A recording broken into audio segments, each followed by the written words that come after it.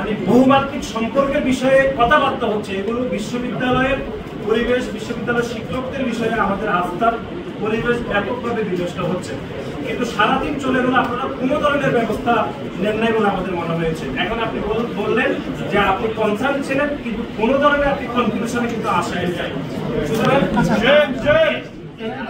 আমরা যেটি এখন মনে করি যে পুরো সারাদিন ধরে যে নির্বাচন হয়েছে, সেই নির্বাচনে জামাত ইসলামের যে সন্ত্রাসীরা বিশ্ববিদ্যালয়ের যে 8টি পয়েন্টে তারা অবস্থান করছে, এমনকি আমরা তারপরে হচ্ছে বিএনপিতে 21 হলে অনেক অনিয়ম রয়েছে। আমরা 16টি অভিযোগ জমা দিয়েছি, সেগুলোর বিষয়ে আপনার সাথে কথা বলবো, নির্বাচন কমিশনের সাথে আমরা আলাদা করে কথা বলবো। আমরা শুধু আজকে একটা কনসার্নের বিষয়ে আসলাম, সেটি হচ্ছে জামাত বিশ্ববিদ্যালয়ের আশেপাশে যে 8টি পয়েন্টে সন্ত্রাসী কার্যক্রম করার উক্তি নিয়ে যাবতীয় মানুষকে ভয় দেখাচ্ছে, সে বিষয়ে আপনি কি ব্যাখ্যা দিবেন, এটি আমরা জানতে চাই। ব্যবস্থা দিয়েছেন সেটা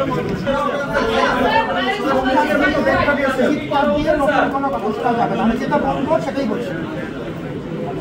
সকাল থেকে নির্দিষ্ট কোনো রাজনৈতিক দল সেটা যেই হোক এখানে এসে জমা হচ্ছে এরকম কোনো তথ্য আমি জানতে পারি।